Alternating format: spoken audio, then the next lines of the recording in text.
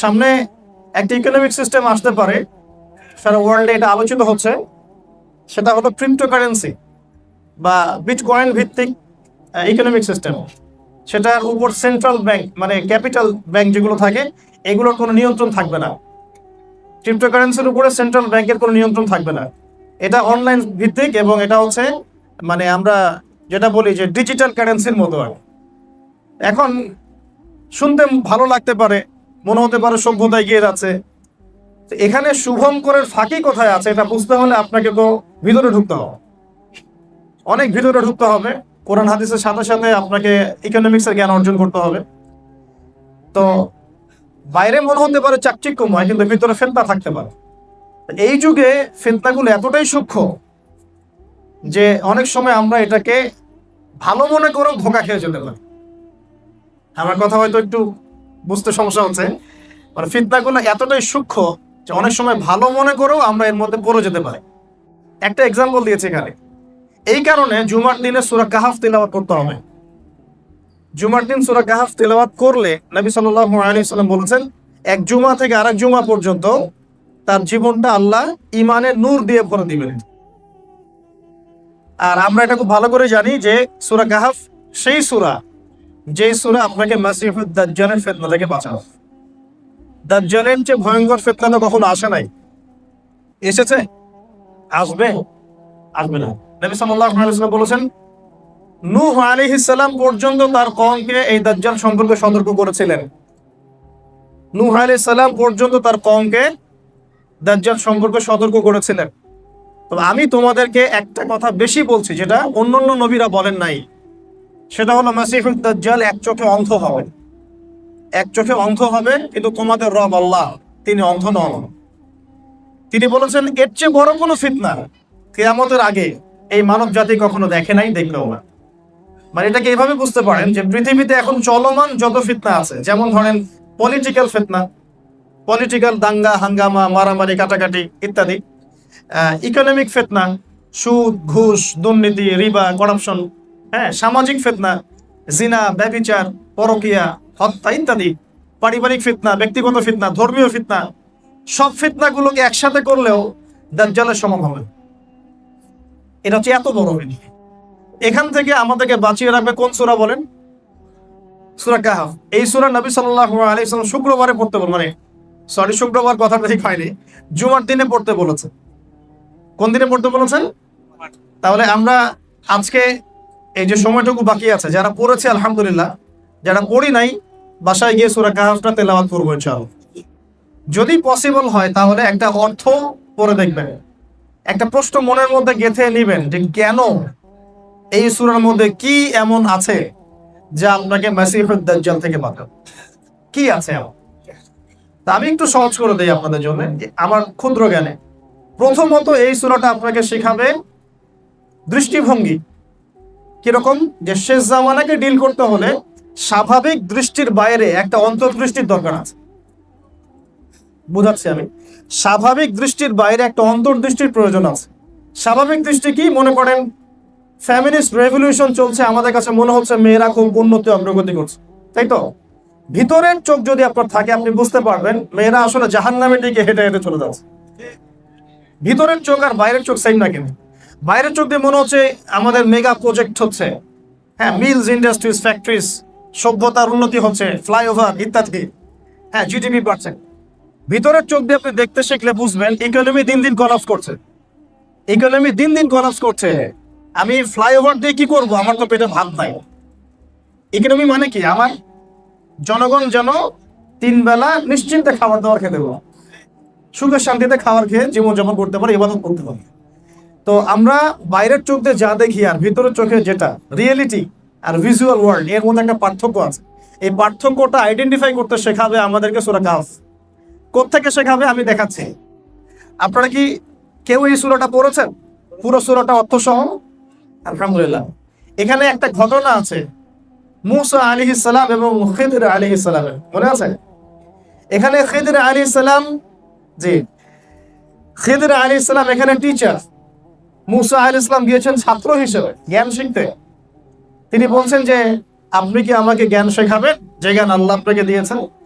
খিদির আলাইহিস সালাম বলছেন, ইন্নাকা লান তাসতাতিআ মা'ইয়া সাবরা, তুমি আমার সাথে ধৈর্য ধরতে পারবে না। গল্পের শেষে আমরা দেখি সত্যি তিনি ধৈর্য ধরতে পারছেন না, বারবার প্রশ্ন করছেন। পথ চলতে লাগলেন, নৌকা ফুটা করে দেয়া হলো। শর্ট করে বলছি আমি, নৌকা কেন ফুটা করলেন প্রশ্ন করলেন। আবার চলতে চলতে একটা বাচ্চাকে হত্যা করা হয়েছে। মুসা আলাইহিস সালাম বলছেন, বাচ্চাকে কেন হত্যা করলেন, আপনি তো একটা জঘন্য অপরাধ করলেন। আবার চলতে চলতে দেয়াল পড়ে গেছে, দেয়াল নির্মাণ করে দিলেন। কেন দেয়াল নির্মাণ করলেন, ওরা তো আমাদেরকে মেহমানদারি করালো না। মনে আছে গল্পটা? এই তিনটা ঘটনায় কিন্তু আল্লাহ পাক একটা দৃষ্টিভঙ্গি শেখাচ্ছেন আমাদেরকে।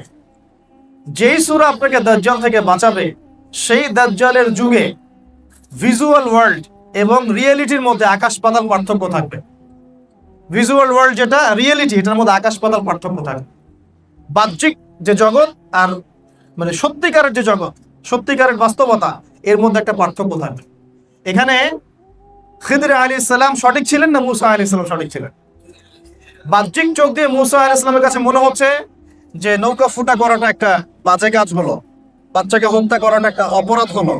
দেয়াল কেন নির্মাণ করবো, তারা তো আমাদেরকে খাবারও দিল না, মেহমানদারি করলো না। বাহ্যিক দৃষ্টিভঙ্গি দিয়ে মুসা আলাইহিস সালাম জগৎটাকে ডিল করলেন। কিন্তু খিদির আলাইহিস সালামের কাছে কি ছিল? আল্লাহর পক্ষ থেকে একটা জ্ঞান ছিল, যেটাকে আমরা কি বলি, আল্লাহর নূর আর মারফত বলি। এই কারণে খিদির আলাইহিস সালাম যা দেখতে পারলেন, মুসা আলাইহিস সালাম সেটা দেখতে পারলেন না। এটাই বোঝাচ্ছি যে এই সূরা কাহফ আমাদেরকে আগে দৃষ্টিভঙ্গি শেখাবে যে বাহ্যিক পৃথিবী আর বাস্তব পৃথিবীর মধ্যে পার্থক্য আছে। একটা একটা করে ধরা যাবে। এই যে মানুষ চাঁদে যাচ্ছে, নিউক্লিয়ার যুদ্ধ হবে, পারমাণবিক দিকে উন্নতি অগ্রগতি হচ্ছে, আসলে কি এগুলো মানব জাতির জন্য খুব উপকার হচ্ছে? আমরা নিউক্লিয়ার ওয়েপন্স তৈরি করছি, থার্মো নিউক্লিয়ার ওয়েপন্স তৈরি করছি, আসলে কি এগুলো মানব জাতির কোনো উপকারে আসবে? আমরা মনে করছি যে আমরা সারা বিশ্বে একদম শান্তি প্রতিষ্ঠা করছি, এবং শান্তির জন্য আমরা একটা শব্দ সিলেক্ট করেছি। শব্দটার নাম হচ্ছে ডেমোক্রেসি। কি শব্দ বলেন?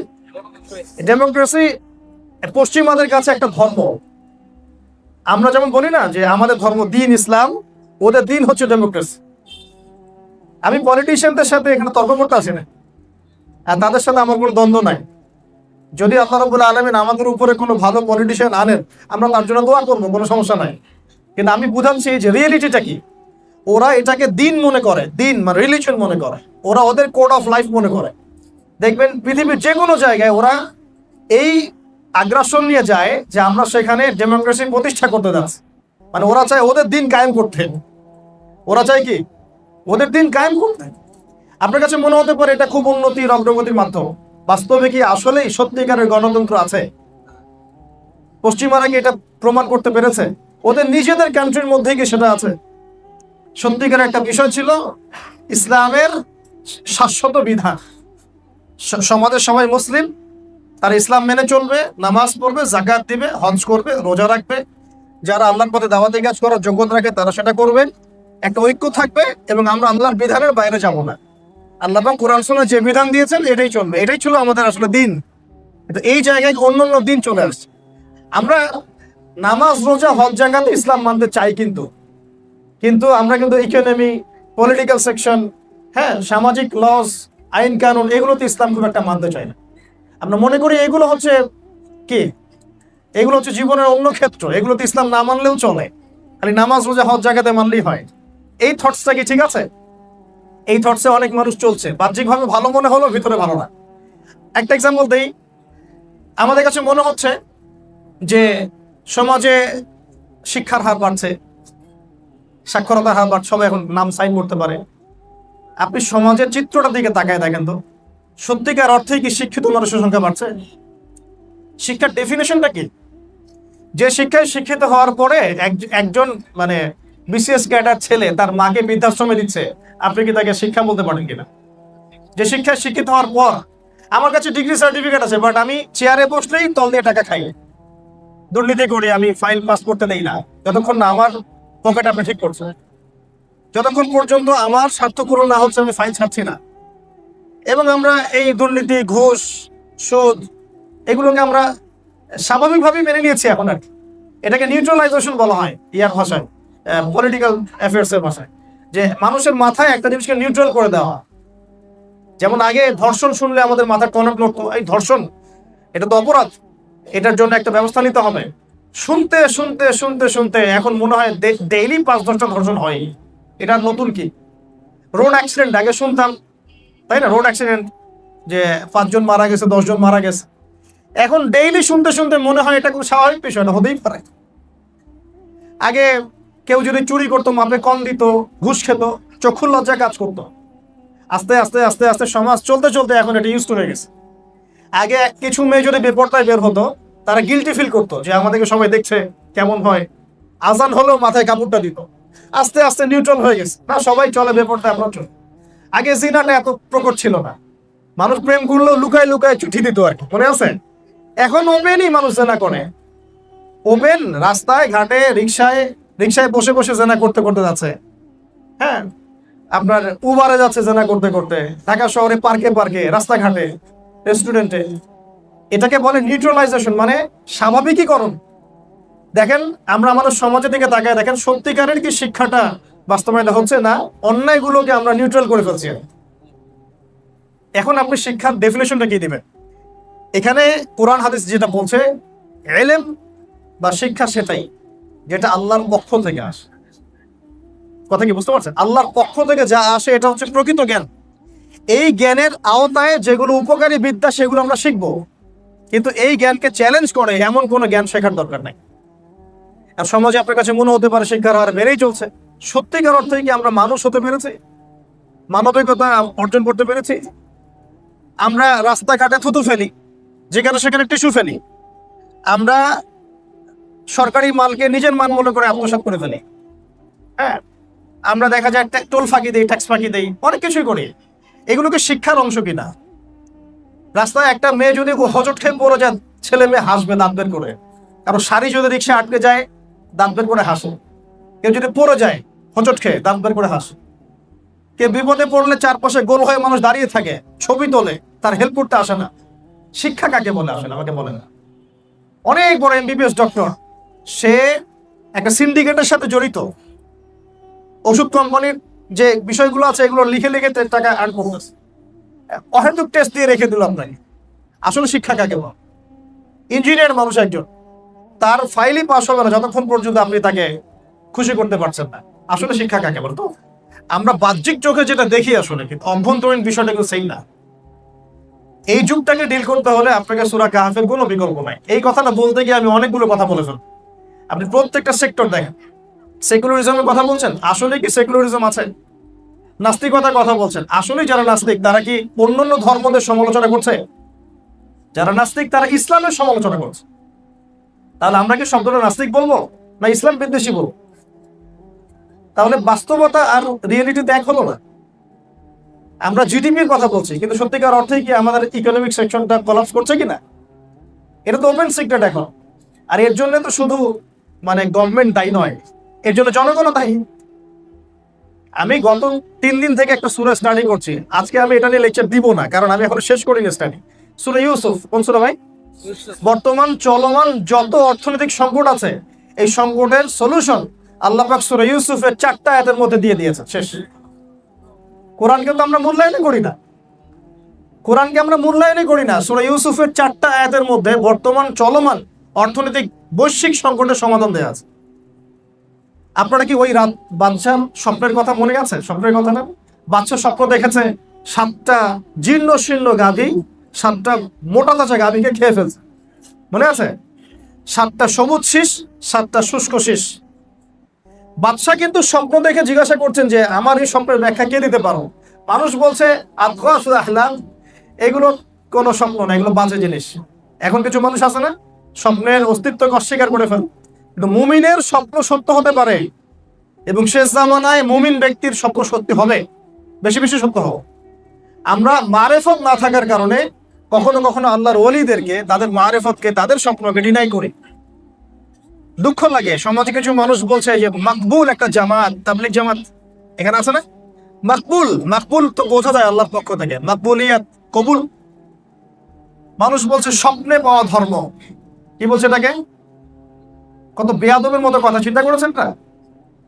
মুমিনের স্বপ্ন সত্য হয়। হ্যাঁ, এটা তো আর ওহী নয়, এটা কি ওহী? কিন্তু আল্লাহ রাব্বুল আলামিন আল্লাহর ওলিদের উপরে ইলহাম করতে পারে। ইলহামের অস্তিত্ব অস্বীকার করতে পারবেন না। এমন অনেক মানুষ আছে এমন স্বপ্ন দেখে যেটা বাস্তবে প্রতিফলিত হচ্ছে, এই অংশটাকে তো সায়েন্স বিশ্বাস করে না, আমরা কি ওদের ভাষায় কথা বলবো? দেখেন এখানে রাজা বাদশার স্বপ্নটা, সে কিন্তু সভা পরিষদের সবাইকে বললো আমার স্বপ্নের ব্যাখ্যা দাও, এরা ব্যাখ্যা দিতে পারছে না।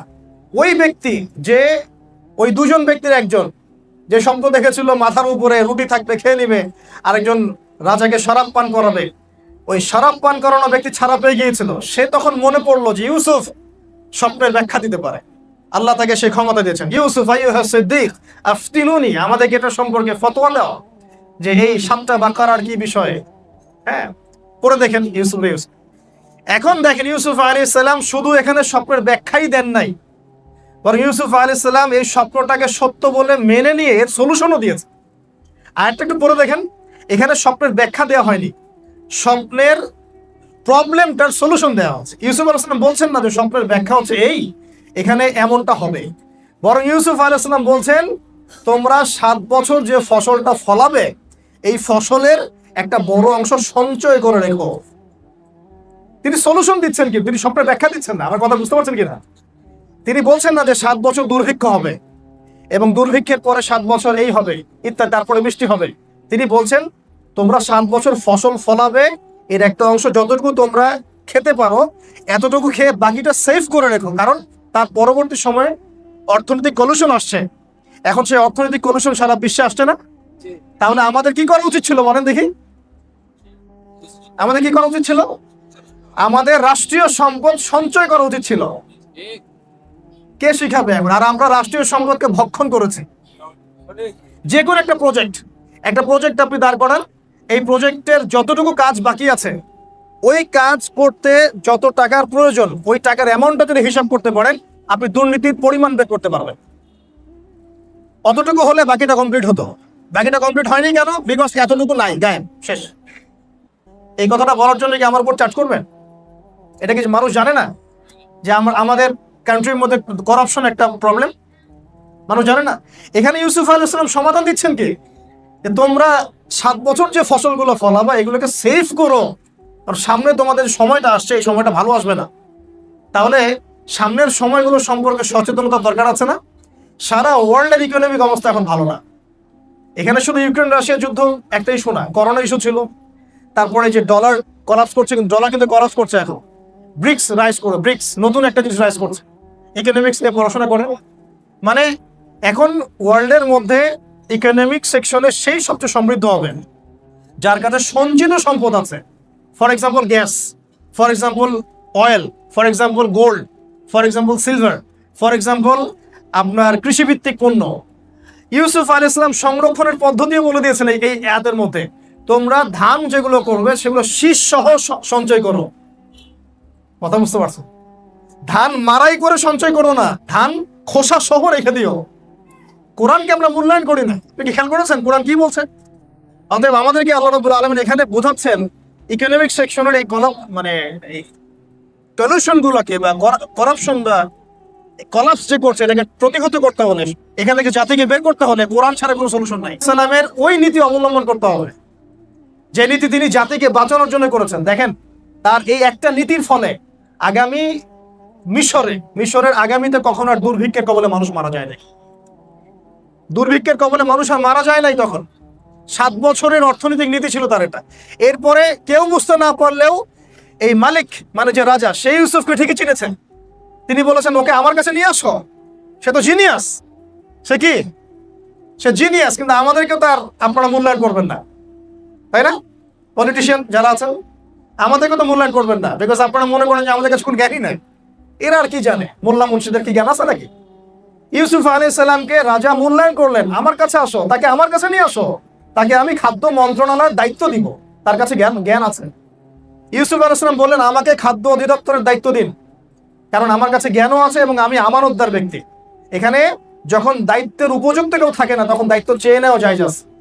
দায়িত্বের তো উপযুক্ত কেউ নাই, তখন ইউসুফ আলাইহিস সালাম জনগণকে বাঁচানোর জন্য তিনি তার কাঁধে দায়িত্ব নিয়ে নিলেন, আমাকে দায়িত্ব দেন, আমি ইনশাআল্লাহ খাদ্য মন্ত্রণালয় সামলাতে পারব। তো কোরআনকে মূল্যায়ন কিভাবে করতে হবে একটা এক্সাম্পল দিলাম খালি। বর্তমান চলমান যত অর্থনৈতিক সংকট, আজকে টপিক ইকোনমিক্স না, না হলে অনেক কথা বলতাম। বর্তমান চলমান যত ইকোনমিক্স স্যাংশন আছে, সংকট আছে, এগুলোকে মোকাবেলা করার জন্য ইউসুফ আলাইহিস সালামের ইকোনমিক্স ইমপ্লিমেন্ট করতে হবে, এর কোনো বিকল্প নাই। এখানে আমাদের দোষটা কোথায়? আমরা প্রচুর অপচয় করি, আমরা জাতিগতভাবে প্রচুর অপচয় করি, আমরা পানি অপচয় করি, গ্যাস অপচয় করি, তেল অপচয় করি, আমরা আমাদের খাদ্য অপচয় করি। ওযু করতে বসেছেন আপনি মুসল্লি মানুষ, আপনি এক বালতি পানিতে ওযু করেন, এক বালতি না হতে হাফ বালতি পানিতে ওযু করেন, ট্যাপ ছেড়ে দেন জোরে। গ্যাসের দরকার আপনি এতটুকু, আপনি সরকারি গ্যাস খরচ করেই যাচ্ছেন। ইলেকট্রিসিটি এতগুলো ফ্যানের দরকার নাই, ফ্যান জ্বালাচ্ছি আমরা 10টা 20টা 50টা। আমার 24 ঘন্টা এসি না থাকলে হয়, একটু ঠান্ডা করে বন্ধ করে দেওয়া যায়, আমরা করছি। এভাবে যখন রিজিককে মানুষ আন্ডারএস্টিমেট করতে থাকে, আল্লাহর পক্ষ থেকে গজব আসতে থাকে। এগুলোর জন্য আমরা দায়ী, আমরা জনগণ দায়ী। আপনি যদি বলেন এই পুরো সংকটের জন্য কারা দায়ী, আমি ফার্স্টে বলবো জনগণ দায়ী। আমরা ইমানদার হতে পারি না এখন। আমরা পরিপূর্ণ ইসলাম যদি ইমপ্লিমেন্ট করতে পারতাম, আল্লাহ পাক আমাদেরকে ওই রকম শাসকও দিতেন ইনশাআল্লাহ। বিশ্বাস করছেন না? এখানে একটা কথা বলে শেষ করি। সূরা কাহফ আপনাকে এমন দৃষ্টিভঙ্গি শেখাবে, যে দৃষ্টিভঙ্গি দিয়ে আপনি দেখতে পারবেন আসলেই এই বাহ্যিক পৃথিবীটার ভিতরে কি চলছে। তখন আপনি বুঝবেন যে আসলে সবকিছু ভালো চলছে না। এখন সলিউশনটা কি? সলিউশনটা বলে আমি আস্তে আস্তে শেষ করি, তাহলে অনেক লম্বা হয়ে যাবে। আল্লাহ মাফ করুন। আমাদের পাশে আমি খুব গিল্টি ফিল করছি, লজ্জাও পাচ্ছি যে ওস্তাদের পাশে বসে আমি কথা বলছি। আল্লাহ মাফ করুন, অনেক ভুল হচ্ছে আমি জানি, তবে আমি তাদের দোয়ার মুহতাজ। এবং আমরা স্বপ্ন দেখবো, বড় স্বপ্ন দেখবো ইনশাআল্লাহ। এভাবে ছোট ছোট কাজগুলো আস্তে আস্তে বড় হতে হতে একদিন না একদিন পুরো বাংলার জমিনে দিন কায়েম হবে ইনশাআল্লাহ। ইনশাআল্লাহ এখানে আমাদের সবার ভূমিকা আছে না? আচ্ছা, আমাদের ভূমিকা কি দেখুন। আমাদের প্রথম কাজ হচ্ছে সূরা কাহফের আলোকে যে অন্তর্দৃষ্টি ঠিক করা, দৃষ্টিভঙ্গিটা কি করা? ঠিক করা। তাহলে যদি প্রকৃত দৃষ্টিভঙ্গি অর্জনে ব্যর্থ হই, তাহলে ফেতনাও চিনতে পারবো না, আমরা এখান থেকে সলিউশনের পথও খুঁজে পাবো। আর সবচেয়ে বড় ফিতনাটা মাথায় রাখবেন, কোন ফিতনা বলেন? দাজ্জালের ফিতনা। আর দাজ্জাল কি একাই বিশ্ব শাসন করবে? উত্তর না, অনুসারী থাকবে। অনুসারী কারা? উত্তর জিউসরা। অনুসারী কারা? আমাদের করণীয় ভাই, ফিতনা চেনার পরে বাঁচার জন্য প্রথমে ইলম অর্জন করা, 1 নাম্বার। ইলম অর্জনের জন্য পড়ে থাকেন, আলেমদের দ্বারস্থ হন, তাদের পায়ে চুমু খান, তাদের হাতে চুমু খান, তাদের কাছে গিয়ে পরামর্শ করেন, মাশওয়ারা নেন, কোন কোন কিতাব পড়বো, কোন কোন কিতাব পড়বো না। আলেম ছাড়া চলবেন না।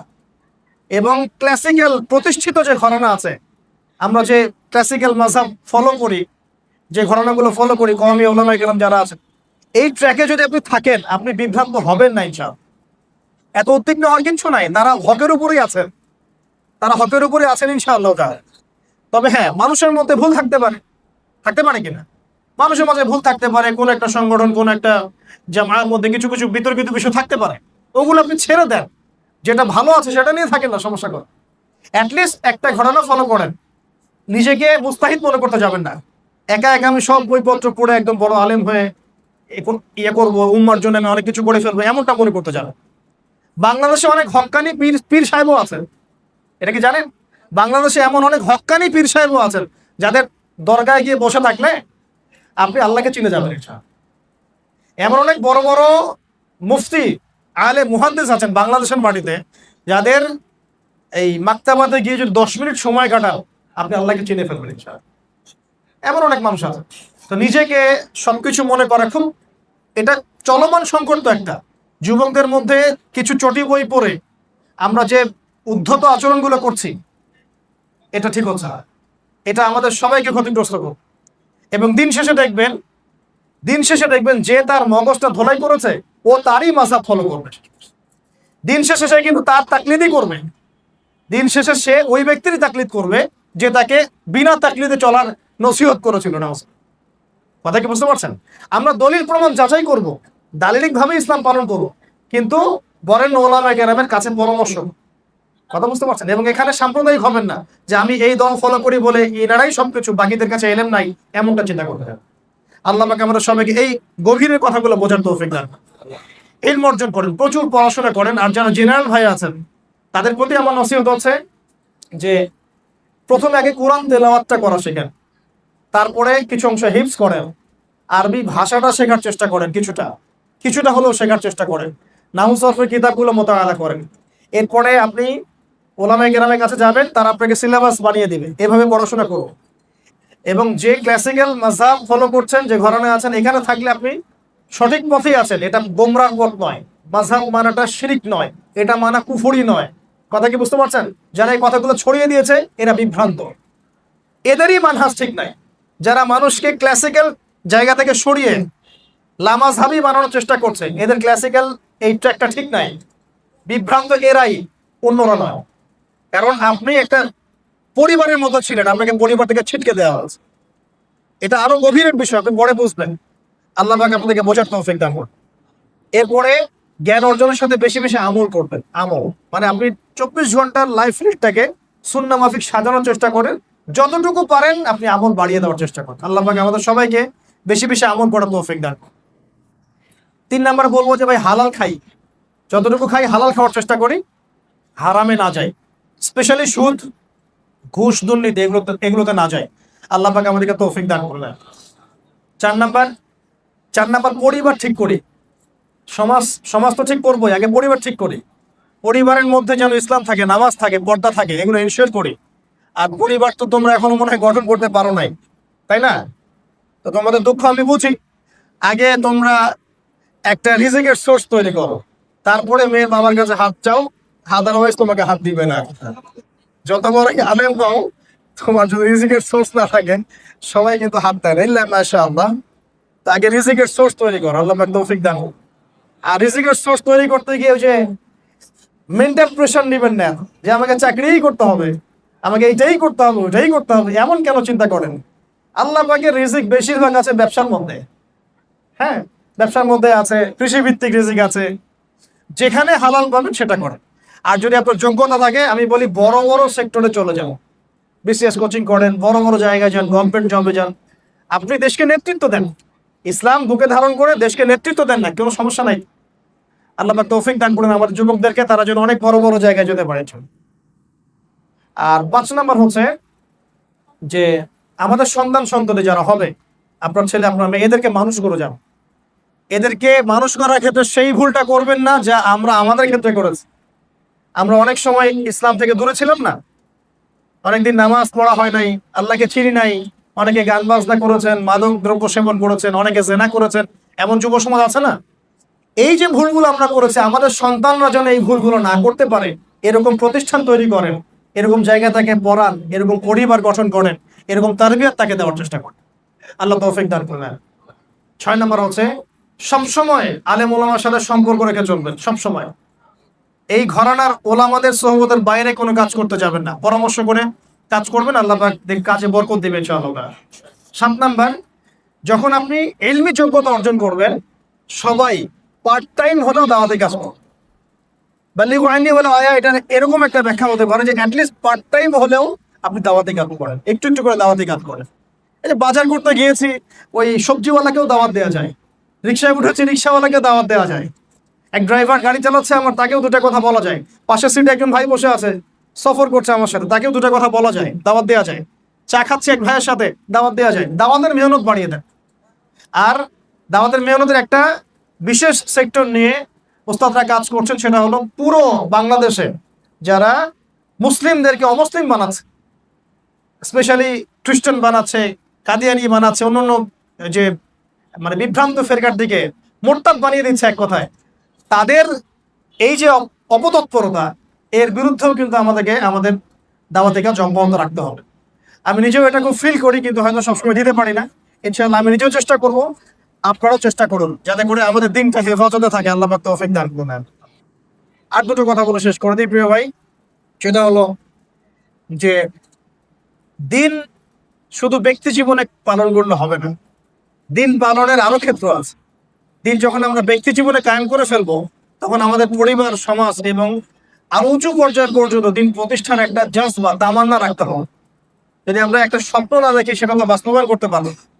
বড় স্বপ্ন দেখতে শিখি, ইনশাআল্লাহ তাআলা রাসূল সাল্লাল্লাহু আলাইহি ওয়াসাল্লামের সিরাতের আলোকে আমরা দিন কায়েম করবো ইনশাআল্লাহ।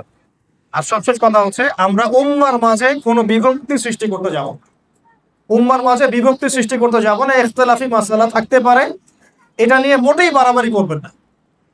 কিছু মানুষের আচরণ এতটাই অপরিপক্ক যে হাত বাঁধা চেঞ্জ করার পর মনে হচ্ছে সে হিন্দু থেকে মুসলমান হয়েছে। ব্যাপারটা কি আসলে এমন? আগে আপনি হিন্দু ছিলেন, এখন মুসলমান হয়েছেন? হাত বাঁধা চেঞ্জ করলে এমন এমন রিয়াকশন দিতে হবে? এই ইখতিলাফি বিষয়গুলো নিয়ে সমাজের মধ্যে আল্লাহর রাস্তে কোনো বিশৃঙ্খলা সৃষ্টি করবে। এমনি উম্মার অবস্থা ভালো না। উম্মার অবস্থা কি ভালো? এমনিতেই সারা বিশ্বে মুসলিমরা কোন ঠাসা। এমনিতেই দেশের মধ্যে আমাদের যত ঘরানা আছে তাদের মধ্যে কিন্তু ঐক্যবদ্ধ প্ল্যাটফর্ম নাই, সবাই আলাদা আলাদাভাবে স্বতন্ত্র কাজ করছেন। কিন্তু এমনি আমাদের জামা নাই, ইমারা নাই, এমনি সমস্যা। তার মধ্যে যদি আমরা আবারও এই ইখতিলাফি মাসালাগুলোকে নিয়ে সমাজগুলোকে ভাগ করতে শুরু করি, মসজিদ ভাগ করতে শুরু করি, উম্মার কি কল্যাণ হবে মনে করেছেন? আমি ইয়াংদেরকে রিকোয়েস্ট করবো, এরকম কোনো ফিতনায় যাবেন না আল্লাহর ওয়াস্তে। বরং সবার মনকে শ্রদ্ধা করতে শিখুন। আপনি যে আমলটা করছেন আপনারও দলিল আছে, ওই ভাই যে আমল করছে হয়তোবা তারও কোনো দলিল আছে। এখন যেই দলিলটা আপনার কাছে 8-10টা আলেমের সাথে পরামর্শ করে দেখবেন যে দলিলটা হকের বেশি কাছাকাছি, আপনি সেটার উপর থাকেন সংসার।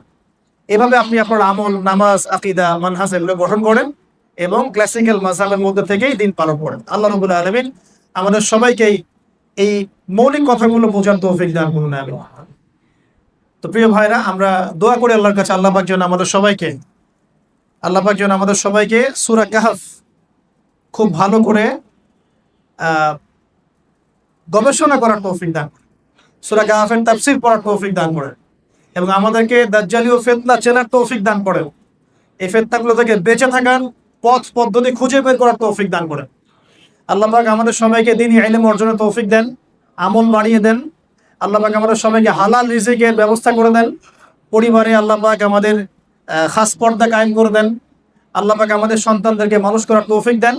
ওলামায়ে কেরামকে আল্লাহ পাক দীর্ঘ নেক হায়াত দারাজ করেন, দ্বীনের জন্য কবুল করেন, তাদেরকে সুস্থ রাখেন, নিরাপদ